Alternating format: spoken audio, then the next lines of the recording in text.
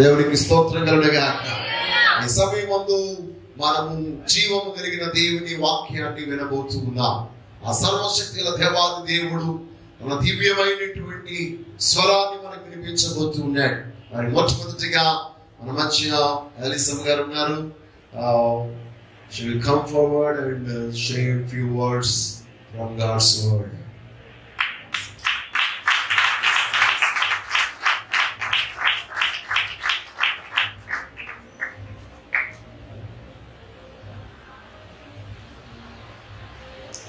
I bring greetings to you in the matchless name of our Lord Jesus Christ. మీ అందరినీ ప్రభువైన యేసు క్రీస్తు వారి యొక్క సాటి లేని యేసయ్య నామం పేరిట మీ అందరికీ వందనాలు తెలియజేస్తున్నాను. I thank God and I thank our pastor and family and whole church for giving me this opportunity. ఈ సమయమందు పాస్టర్ గారికి, పాస్టర్ అమ్మ గారికి, సంఘమంతటికి కూడా నా యొక్క నిండు హృదయపూర్వక వందనాలు తెలియజేస్తున్నాను. ఎందుకంటే నాకు ఎంత గొప్ప అద్భుతమైన అవకాశం మీరు అనుగ్రహించారు. As we all changed us a lot. ఈ 2020వ సంవత్సరం చాలా మార్పు వచ్చింది. ఆ సంగతి మీ అందరికీ తెలుసు. We all never ever wear this mask and everything. Now we all are wearing mask from child to the old people. మన జీవితంలో ఎప్పుడూ మనం మాస్క్ వేసుకోలేదు, కానీ చిన్న పిల్లలు మొదలుకొని వృద్ధుల వరకు ఇప్పుడు అందరూ మాస్క్ ధరించుకొని దేవుని సన్నిధిలో కూర్చుంటున్నాం.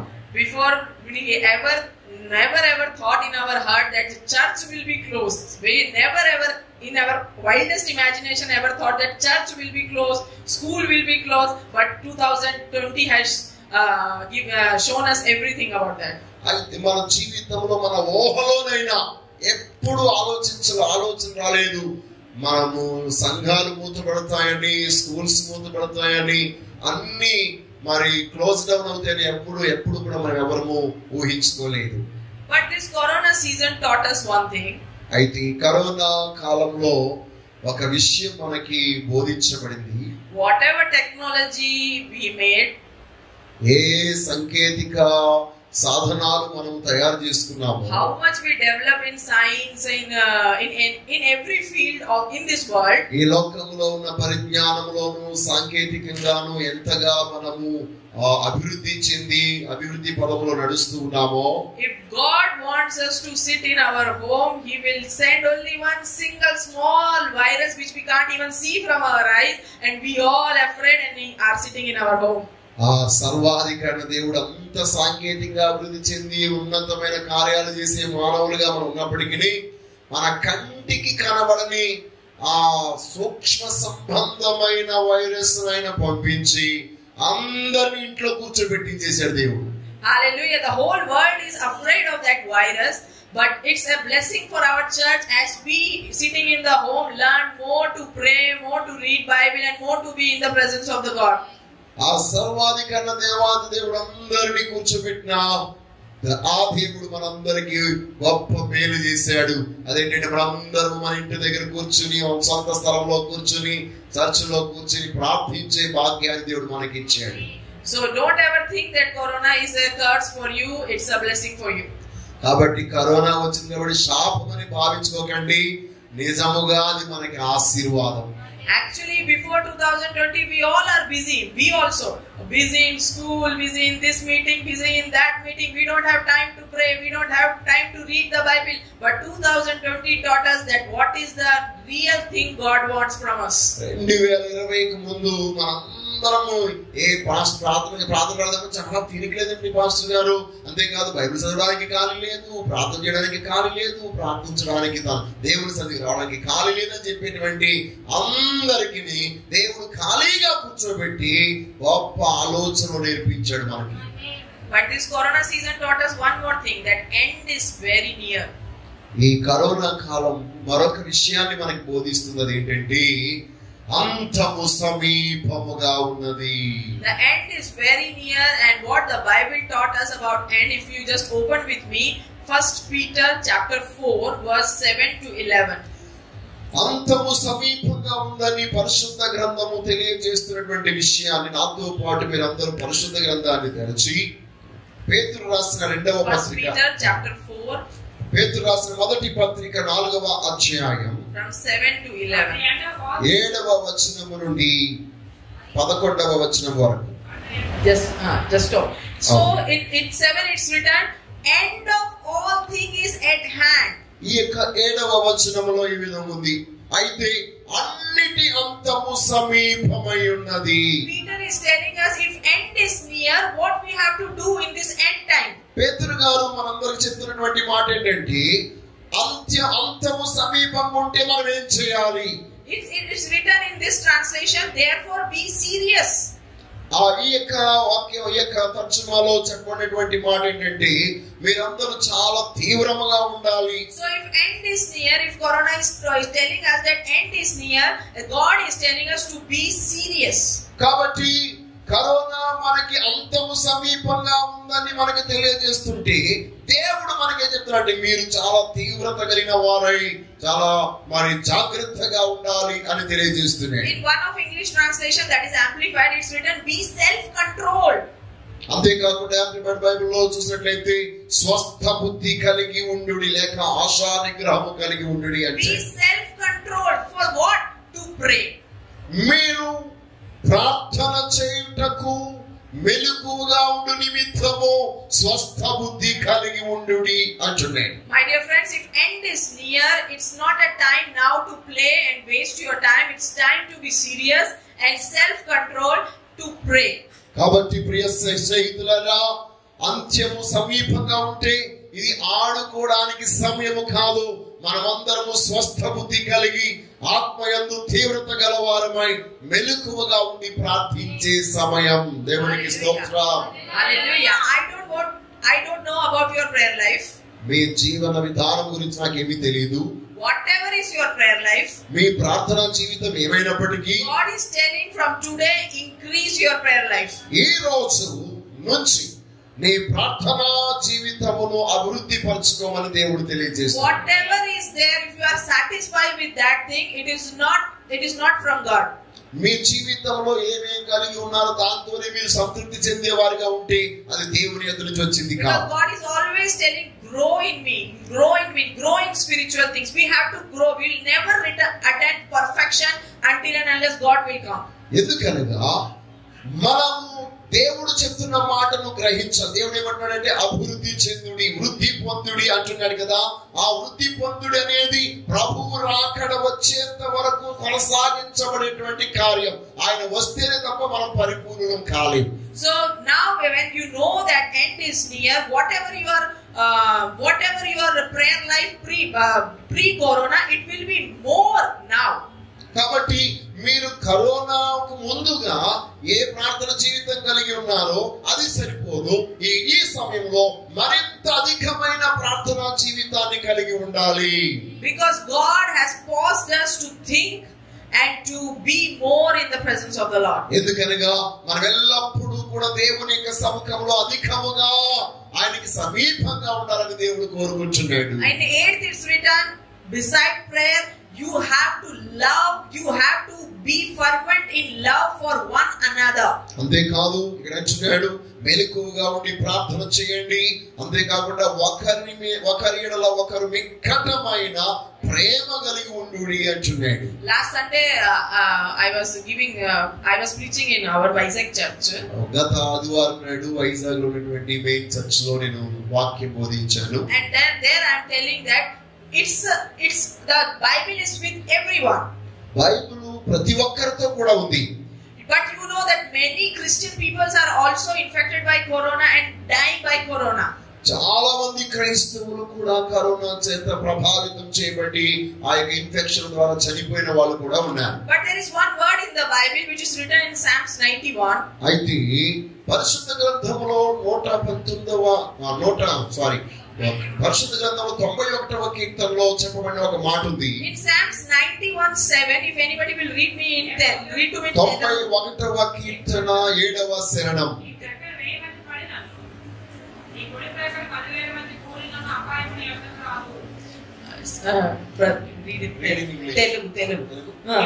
నీ ప్రక్కను 1000 మంది పడినను, నీ కుడి ప్రక్కను 10,000 మంది కూలినను, అపాయము నీ యొద్దకు రాదు.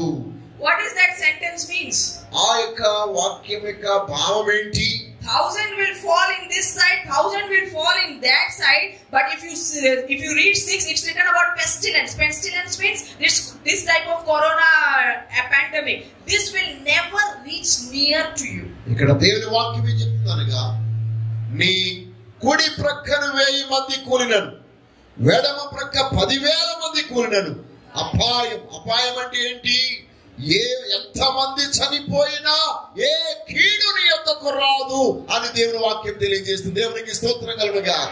Hallelujah. This word is there in your Bible also, in my Bible also. ఈ వాక్యము నా బైబిల్ మాత్రమే కాదు, మీ అందరి బైబిల్లో కూడా ఉంది. దేవునికి స్తోత్రం కలుగుగాక. But what is the problem?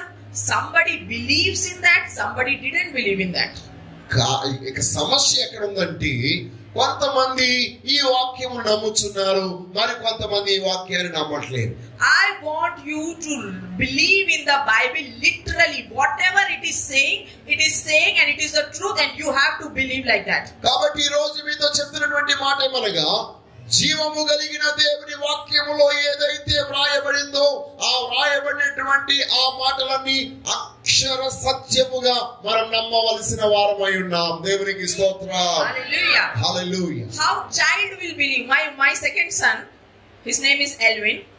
నా యొక్క రెండవ కుమారుడు పేరు Alvin. He is watching Ben 10 in the TV. టీవీలో Ben 10 చూస్తూ ఉంటే, That Ben 10 has one watch. ఆ Ben 10 కి ఒక వాచ్ ఉంది. And whenever he strike that watch, he becomes some superhero like thing. ఎప్పుడైతే తన ఆ యొక్క వాచ్ ని ముడతాడో, గట్టిగా నొక్కుతాడో, తాను ఒక సూపర్ మ్యాన్ లాగా మారిపోతాడు. So my smaller son has watched that thing, and he's always asking us, whatever somebody is telling him, ask any relative what you want, I want Ben 10 watch. కాబట్టి ఆ యొక్క programme చూసినటువంటి ఆ చిన్న కుమారుడు ఏ బంధువైనా ఎవరైనా తనకి ఏం కావాలైనా అని అడిగారంటే తను ఏమంటాడు తెలుసా? నాకు Ben 10 వాచ్ కావాలి అని అంటాడు. Really, we brought him all the relatives and all together we bought him nearly 15 to 20 watches. మేము మా బంధువులు మా స్నేహితులు అందరం కలిసి ఇంచుమించు ఒక 20 వాచ్ల వరకు తీసుకొచ్చాం. Every time he's wearing that watch and then just pressing that watch, he will not change, and he say, oh no, this is not that watch. కాబట్టి మేము Ben 10 వాచ్ తీసుకొచ్చి ఇచ్చాం, కానీ ఆ Ben 10 వాచ్ నొక్కినప్పుడల్లా మనోడు సూపర్ మ్యాన్ లా మారట్లేదు కాబట్టి అబ్బాయి మీరు నాకు ఇచ్చింది Ben 10 వాచ్ కాదు, నాకు ఇంకొక వాచ్ కావాలంటున్నాడు. He didn't even wear that for 2 days. ఇంకా చెప్పాలంటే 2 రోజుల వరకు ధరించలేదు. Because that's not the watch he is believing that watch to be. ఎందుకంటే తాను నమ్మినటువంటి ఆ వాచ్ అది కాదు కాబట్టి నాకు నొక్కితే సూపర్ మ్యాన్ అయ్యే వాచే కావాలంటున్నాడు. My dear friends, that type of faith we must have in this word. కాబట్టి అలాంటి విశ్వాసం ఈ యొక్క వాక్యమందు మనందరికీ ఉండాలని మీ అందరికీ ప్రేమపూర్వకంగా తెలియజేస్తున్నాను. Hallelujah. Hallelujah. No need to use any logic, any brain, whatever, nothing. You have to have that strong faith. If it is written in the Bible that 1,000 will fall this side, 1,000 will fall in that side of my house, but no corona will reach in my house, you have to believe. You have to believe. No, don't use any logics. మీరు ఈ యొక్క వాక్యమును విశ్వసించడం కొరకు ఏ విధమైన బుర్రనేమి ఉపయోగించే అవసరం లేదు, జ్ఞానాన్ని ఉపయోగించే అవసరం లేదు. ఒక మాట, కుడి ప్రక్కన 1000 మంది కూలినా, ఎడమ ప్రక్క 10,000 మంది కూలినా కరోనా నా యొద్దకు సమీపించదు అని మీరు విశ్వసిస్తే చాలు, దేవుని అద్భుతం మీరు చూస్తారు. నమ్మిన వారు చెప్పండి. హల్లెలూయా. And whenever you have some, because of this season change, you have some slight cold or some slight fever, don't ever think that you have corona. You just confess, 1,000 will fall this side, 1,000 will fall that side, but no corona will reach near to my house. వాతావరణం మారింది కాబట్టి చలికాలం ప్రారంభమైంది. వారంలో నుంచి మంచు పడుతుంది, కొంచెం గుండెలో దడలాడిస్తుంది, ముక్కులో నుంచి కారుతుంది. కాబట్టి అమ్మో నాకు వచ్చేసినట్టుంది కరోనా అని పిలవడం మానేసి కృప అని పిలవడం మొదలెట్టండి. కుడి ప్రక్కన 1000 మంది పడినా, ఎడమ ప్రక్కన 10,000 మంది పడినా కరోనా నా దగ్గరికి రాదు అని విశ్వాసంతో చెప్పండి. దేవుని స్వస్థత మీరు పొందుకుంటారు. దేవునికి స్తోత్రం. If you believe in the word literally, then only you can go through the years which are coming, because corona is just a trial. Scientists are telling many more things are about to come. ఎందుకనగా మన యొక్క జీవితంలో దేవుని వాక్యమును ఉన్నది ఉన్నట్టుగానే ఎందుకు విశ్వసించాలని తెలియజేస్తున్నాను తెలుసా? కరోనా కేవలము ట్రైల్కి వచ్చిందంతే. ఇంకా దీనికంటే భయంకరమైన ముందున్నాయట. ముందుంది ముసలి పండుగ. కాబట్టి వాటన్నిటిని తట్టుకోవడం కొరకు ముందుగా మనకి ఇది వచ్చింది అంతే. కాబట్టి దాని అన్నిటిని జయించాలంటే దేవుని వాక్యాన్ని మనం ధ్యానించాలి. My dear friend, don't be afraid. This word is your strength. The confession of this word is your power. కాబట్టి ఈ యొక్క వాక్యమునకు దేవుని శక్తి ఉంది. ఆ వాక్యం మీరు ఒప్పుకున్నప్పుడు వాక్యంలో ఉన్న శక్తి చేత మీరు తాకబడతారు. Hallelujah. Hallelujah. In the same manner, when in here it is written, when the end of the all thing is near, you have to pray more, you have to love one another, you have to believe it in literal sense, not any excuses about that. కాబట్టి ఈ యొక్క లేఖన భాగంలో అన్నిటికీ అంతము సమీపంగా ఉంది కనుక మీరు స్వస్థ బుద్ధి కలిగి మెలకువగా ఉండి ప్రార్థన చేయమని లేఖనము సెలవిస్తుంది. కాబట్టి ఇది అక్షర సత్యము. ఈ వాక్యం ఉన్నది ఉన్నట్టుగా మనము అనుసరించవలసిన వారమై ఉన్నాం. If you will pray more, then only you are prepared for the rapture. If you love one another more, then only you are prepared for the rapture. Otherwise you will fall away, you will fall down for that. మీరు గనక అధికముగా ప్రార్థించే వారిగా ఉంటేనే ఆ యొక్క రాకడలో ఎత్తబడతారు. లేకపోతే ఎత్తబడే సంఘములో మీరు ఉండగలుగుతారు. మీరు ఇతరుల ఎడల ఒకరిలో ఒకరు అధికముగా ప్రేమ కలిగిన వారిగా ఉంటేనే మీరు రాకడలో ఎత్తబడే వారిగా ఉంటారు. Let us complete what we have to do if the end is near. First we have to pray more. Second, our love must increase more and more. When everybody is afraid, don't come to my house. I am not. You have to say you are welcome in our. That your love must increase in this season. కాబట్టి ఈ భయంకరమైనటువంటి కాలంలో మనం చేయవలసింది ఏమనగా ప్రార్థన చేసే వారముగా ఉండాలి. ఎక్కువగా ప్రార్థన చేయాలి. అంతేకాకుండా అనేకుల ఎడల మిక్కటమైన ప్రేమ. ఎవరైనా ఇంటికి వస్తే అమ్మ నువ్వు రావద్దని చెప్పేవారుగా ఉంటున్నాం మనం. అలా కాకుండా రండి అని ప్రేమతో వారిని పిలిచేవారుగా ఉండాలి. దేవునికి స్తోత్రం. Hallelujah. Because in 9 it is written, be hospitable to one another without grumbling. ఎందుకనగా 9వ వచనం మనం చూస్తున్నట్లయితే సనుగు కొనకుండా ఒకనికి ఒకడు ఆతిథ్యము చేయుడి. Don't close your door in the fear of corona. Nothing will come. You have to be hospitable and open your door for the people who are in darkness. మీ జీవితంలో కరోనాకు భయపడి తలుపులు మూసేసుకోకండి. కరోనా కాలంలో అవసరతలో ఉన్న వారి కొరకు మీ తలుపులు తెరచి ఆతిథ్యం ఇవ్వండి. This is your time to show your light to all the world. When all the world is in fear, when all the world is in darkness, you have to be more bold and hospitable toward others, so they will see that you have the boldness in God. కాబట్టి ఈ యొక్క సమయము మనందరము ఈ లోకానికి వెలుగును చూపించే సమయం. మీ అందరిలో ఉన్న వెలుగు లోకమంతా చూడాలని ఆశపడుతుంది. కాబట్టి ఈ సమయమందు ఆ వెలుగు చూడాలంటే అందరూ భయములో ఉన్నప్పుడు మీరు ధైర్యమును చూపించి వారికి సహకారం చేసే వారిగా ఉండాలి. Hallelujah.